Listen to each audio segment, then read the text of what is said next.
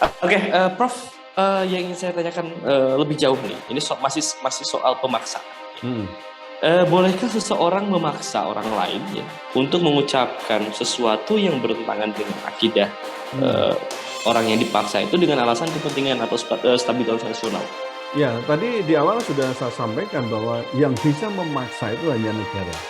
Dan itu pun Oke. untuk menciptakan order, betul, stabilitas Mhm. nasional. Tapi juga tidak boleh dilakukan semenang-menang. Karena harus to respect, to fulfill, and to protect human rights.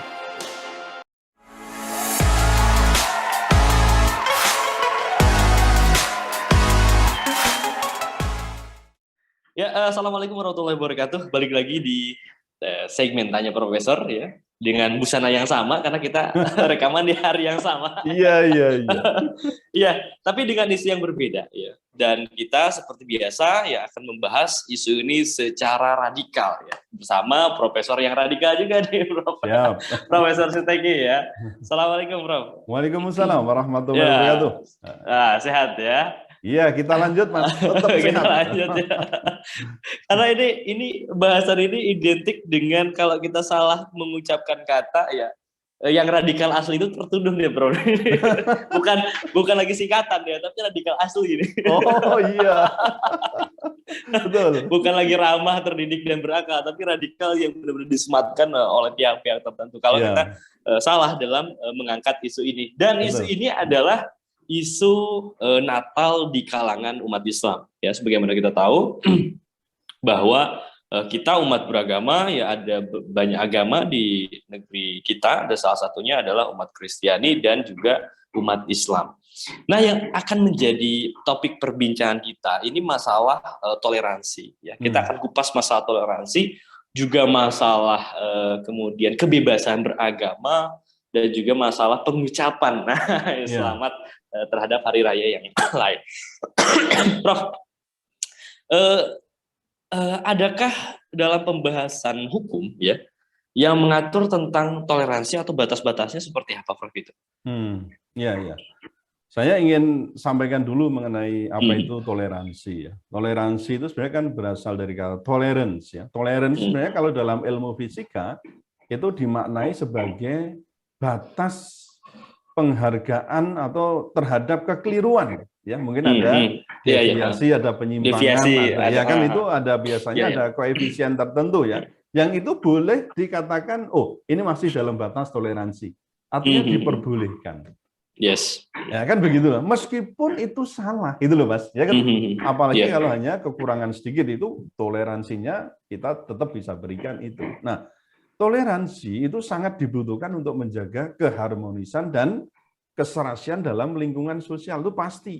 Nah, Yes. sehingga kita harus berpikir pula bahwa toleransi itu memang harus diwujudkan, ya, harus diwujudkan. Tapi tentu saja kita harus memahami toleransi yang benar apa? Ya persoalan saling menghormati tadi. Meskipun pihak lain itu keliru atau mungkin menyimpang. Nah, kalaupun itu di kalangan kita sendiri, internal kan juga ada toleransi karena apa? Iya. Misalnya umat Islam pun itu kan terpecah menjadi beberapa golongan kan?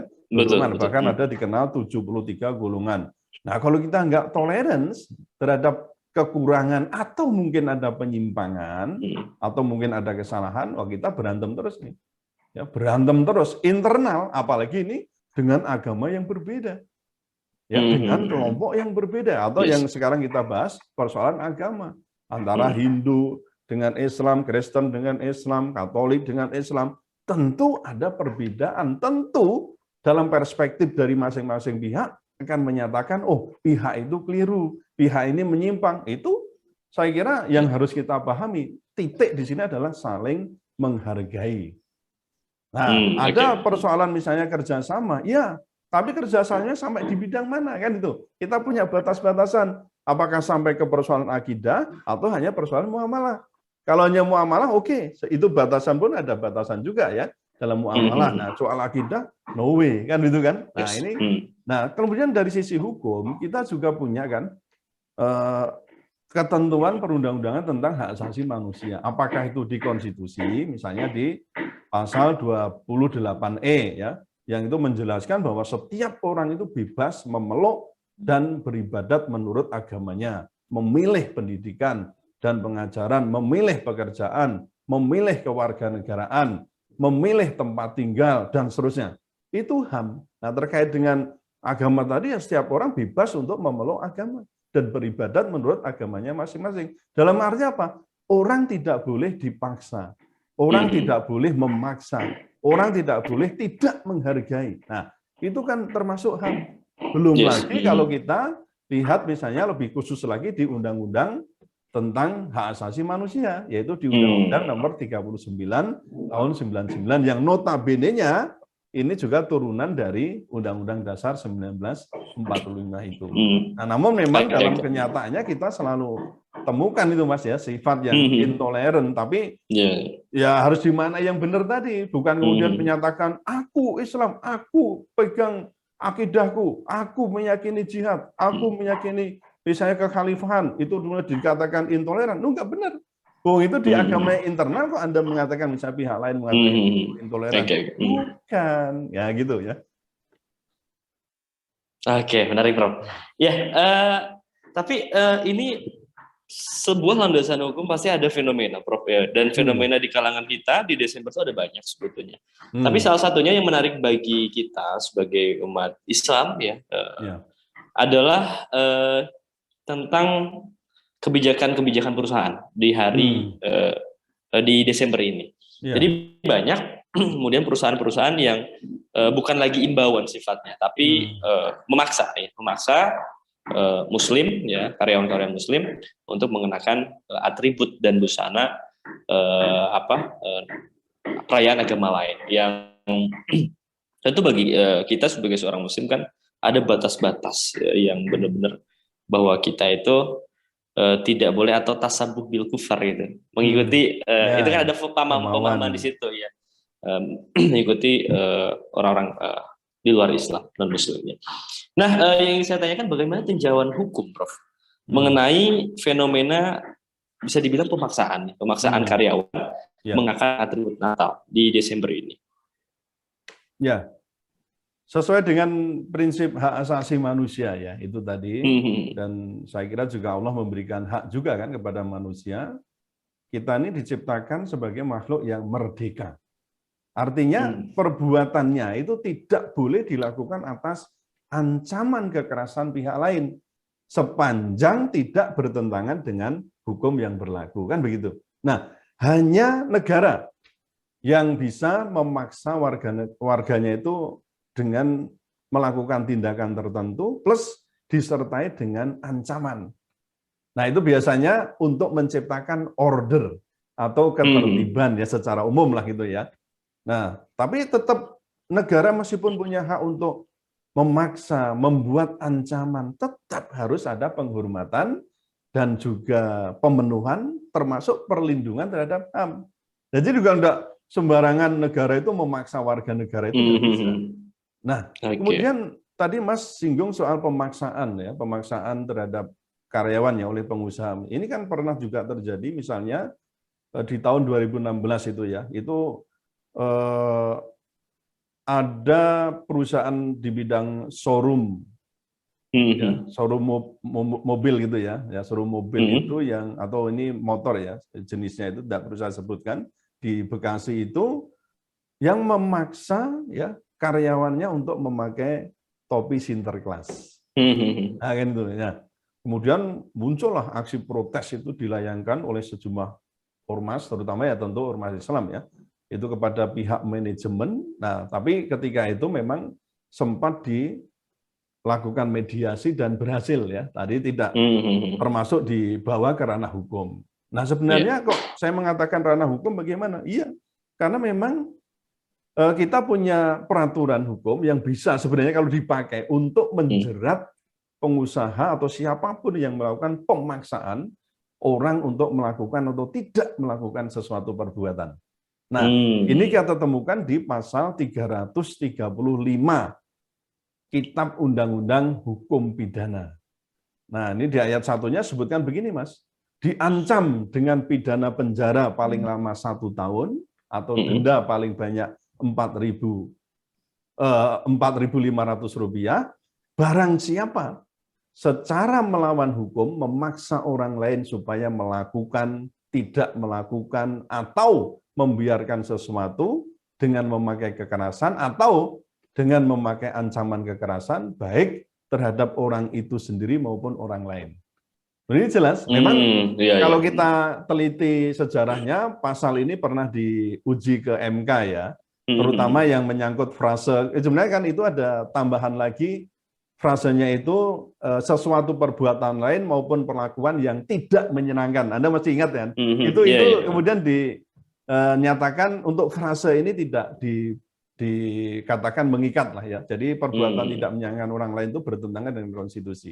Itu diputus dengan putusan MK nomor 1 tahun 2013 ya. Itu ada ketentuan. Tapi terkait dengan paksaan-paksaan yang lain supaya melakukan tertentu perbuatan termasuk tadi menggunakan atribut dengan pemaksaan atau ancaman kekerasan itu dapat dipidana.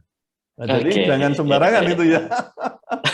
Itu ada pidananya KUHP ini ya, Kitab Undang-Undang pidana di pasal 335 tadi. Oke, ada dasar di hukumnya ya, Prof ya. Oke, Prof, yang ingin saya tanyakan lebih jauh nih, ini masih soal pemaksaan.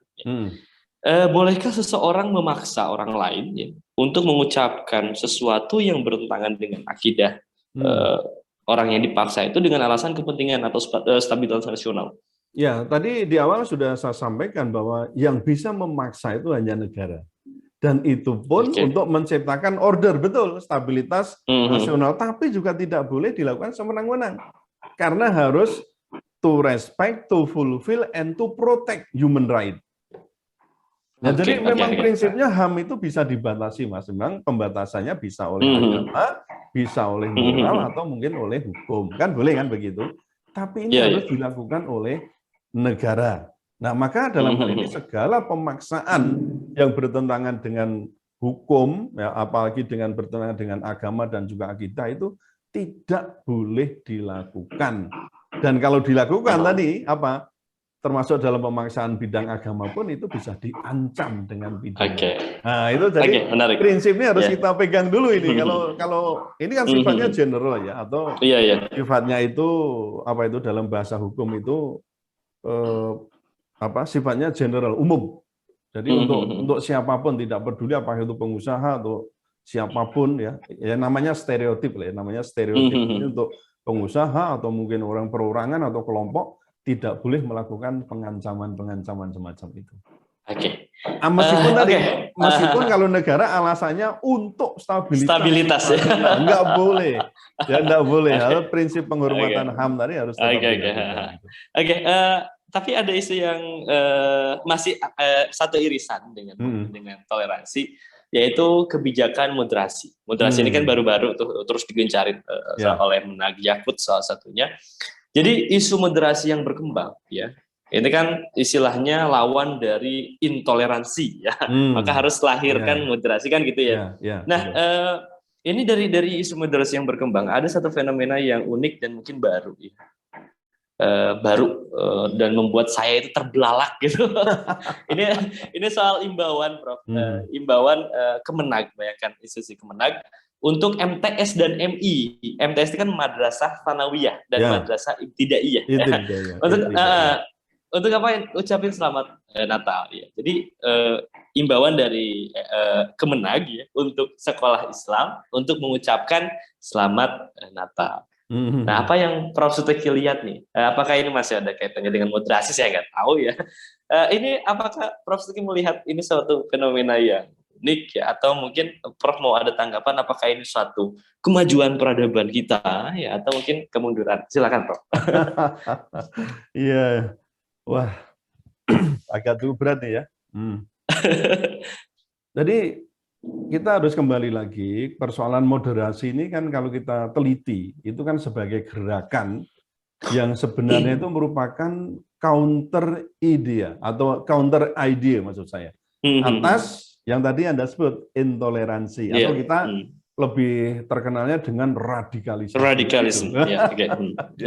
Nah, Moderasi itu akhirnya bisa dikatakan sebagai sikap yang timbul ya sebagai akibat adanya Islamofobia. Seperti misalnya persoalan jilbab, nikob, celana cingkrang, jenggot, ya kan? Kemudian persoalan jihad, khilafah, syariah. Kemudian yang tadi Anda sebut persoalan misalnya orang kok anti mengucapkan Natal, ya bisa dikatakan sebagai apa itu? Ya radikal gitu nah. Itu loh. Nah, kita ingat ya, kalau tidak salah di tahun ini ya, itu sudah atau tahun sebelumnya itu ada target ya Indonesia itu untuk mempunyai model atau apalah ya pola moderasi itu di tahun 2022. Jadi tahun 2022 itu dikatakan sebagai tahun moderasi gitu loh. Nah, sehingga banyak program-program pemerintah itu yang memang seolah-olah diarahkan untuk pencapaian target tersebut. Nah, namun program-program pemerintah itu sering tidak sejalan dengan makna moderasi. Karena apa? Tidak didasarkan pada konsep toleransi yang benar dan juga sesuai dengan prinsip akidah, juga sesuai dengan prinsip-prinsip agama. Ya kita dalam beragama dan atau berkeyakinan itu. Nah, kita harus tahu Mas, ini dunia ini sudah mulai berubah. Kalau saya baca di media sosial itu atau di link-link berita di internet itu kan ya, di web-web tertentu muncul bahwa Amerika Serikat melalui senatnya itu sudah menggodok undang-undang anti-Islamofobia. Nah, waktu saya baru menerima itu apa-apaan ini? Oh, ternyata kalau ini betul atau ini benar-benar dilakukan, bagus ini. Jadi undang-undang anti-Islamofobia. Kenapa kok begitu? Saya baca-baca itu karena Islamofobia itu justru dinilai sebagai ketakutan yang tidak berdasar pada Islam. Dan misalnya yang ya di pemerintahan sebelumnya sebelum Joe Biden ini kan justru oleh Trump itu kan banyak ya yang isu-isu Islamofobia itu yang justru dikembangkan itu. Nah, ini dinilai oleh Senat yang sekarang ini adalah tindakan-tindakan yang kontraproduktif dengan upaya Amerika Serikat untuk apa? Promosi HAM dan penciptaan perdamaian dunia. Wah, ini kayaknya mulai melek itu ya, mulai melek di sini. Nah, kan sungguh aneh misalnya di Indonesia malah dikembangkan moderasi dalam rangka ini macam itu kan maksud saya ini tidak pas disematkan untuk memerangi orang yang dalam tanda kutip dikatakan radikal hanya karena apa? Mengikuti atau konsisten atau istiqomah ya terhadap ajarannya itu. Nah, jadi menurut saya ini himbauan paksaan kepada umat Islam apakah itu sekolah ya tadi MTS atau MI atau termasuk PT, pesantren dan lain-lain itu untuk mengucapkan perayaan agama tertentu misalnya itu tidak berdasar secara hukum dan moral agama. Melainkan buat saya kemajuan apa kemunduran, Prof? Nah ini saya mau menyimpulkan di sini, melainkan sebuah kemunduran peradaban. Karena apa? Ini justru berpotensi untuk makin ini Mas, menumbuhkan civilization, kan itu kan? Jadi akan semakin membenturkan peradaban selain apa? Tadi merusak akidah umat. Nah, bahkan, saya garis bawahi, Prof. Nah ini betul nih. Bahkan kalau ini ya, kalau ini dilakukan ya, jadi sebuah pemaksaan dengan ancaman kekerasan tadi saya katakan itu bisa dipidana berdasarkan pasal 335 Kitab Undang-Undang Hukum Pidana. Menarik, Prof. Ya, saya garis bawahi, Prof. Loh iya, itu namanya kemunduran peradaban. Baik. Prof, kayaknya isu ini kalau dilanjutin takutnya jenengan malah disematkan Prof radikal yang asli. Loh, radikal saya itu kan ramah, terdidik, dan berakal. Loh, kita ini mendudukkan masalah loh Mas. Iya, betul. Bukan kita sok sentimen, enggak ya. Iya. Tapi saya rasa pembahasan ini cukup netral dan memang sesuai dengan nggak ada yang isu sentimental di sini ya.